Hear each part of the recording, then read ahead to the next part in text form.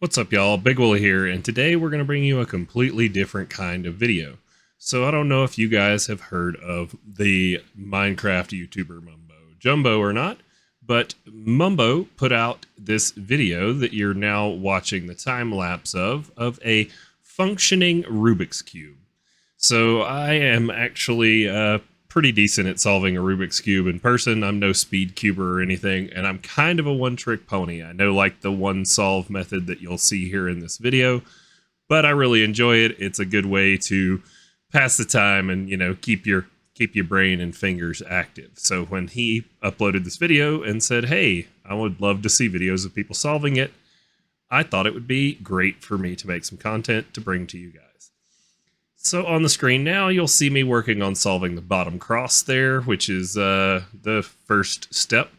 One of the things that I found that made this whole thing so challenging is, in real life, you can turn the cube. You can turn it over, you can turn it upside down, you can do all sorts of things, which presented some challenges in figuring this video out and solving this thing in game.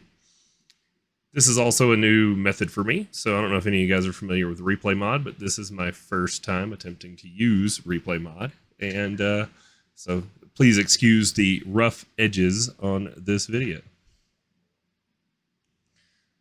So now we're into solving the first layer, or putting the corners in place on that first layer, which is step 2 in solving a Rubik's Cube.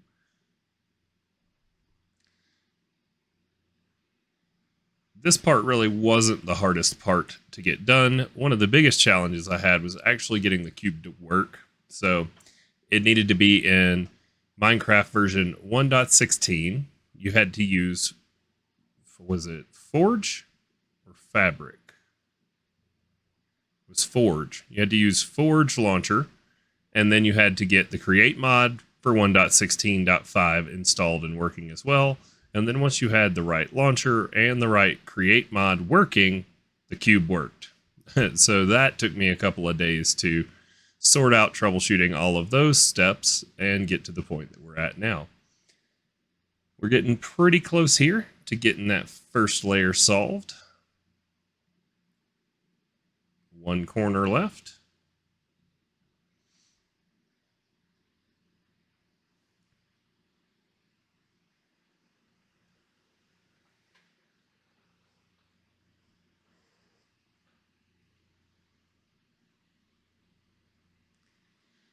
Now, this is to the point in where I was working on trying to get this video made, that this actually became an issue a few times for me, where if you use the buttons too fast, so you might notice in the time lapse here that I turn the blocks the wrong way on the first button push a lot. So I have to move them, and then I'm like, oh, that's the wrong way, and then I move them back.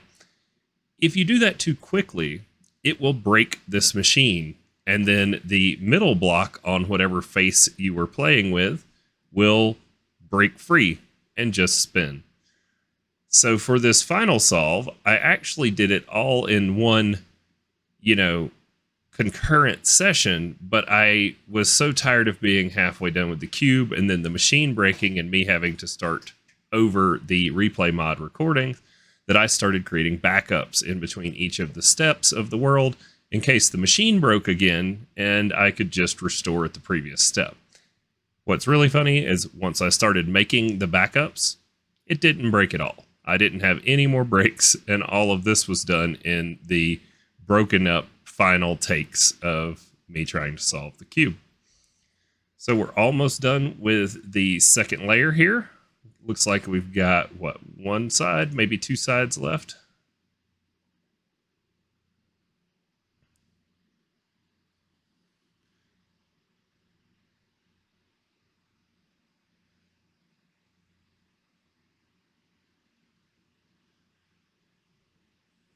So I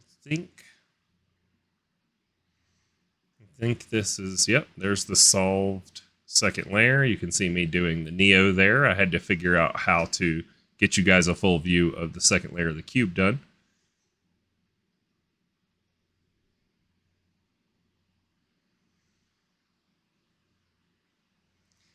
Now, you'll notice we're about halfway through this video. These next two steps were some of the trickiest because when you're doing it on the cube in front of you, you can turn the cube over. You can't turn the cube over in this. So a lot of these moves, you have to think about other dimensionally. You have to like orientate the moves based on the faces you're looking at and not the familiar movements that you're used to doing on the actual Rubik's Cube itself. So presented some challenges, although this one wasn't the biggest challenge. It was just the cube was out of sorts, so it took a minute to get all of the faces where they belong.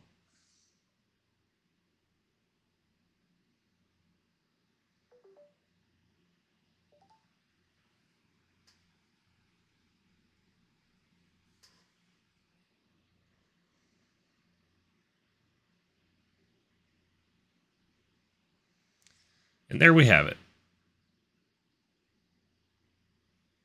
So now we have to get the corners right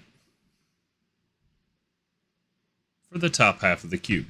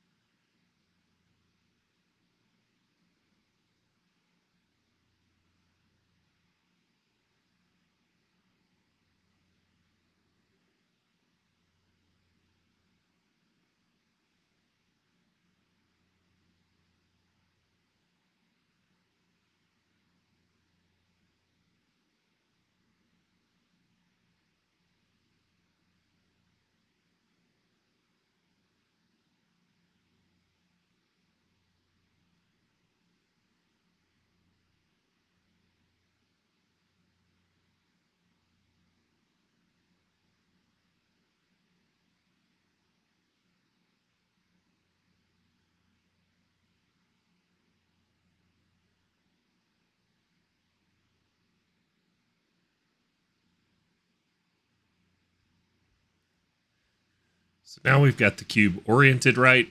All the corners are in position.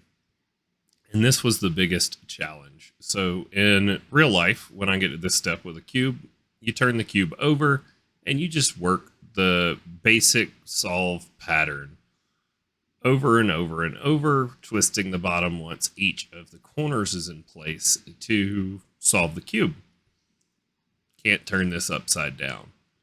I scratched my head for a while. So if you notice my character standing still in this time lapse, which is a pretty fast speed time lapse, it's because I'm probably fidgeting with my actual Rubik's Cube on my desk and being very puzzled about how to make these moves work. But once I got the pattern kind of figured out that I needed to run on the cube with the buttons, it was actually pretty quick going from there.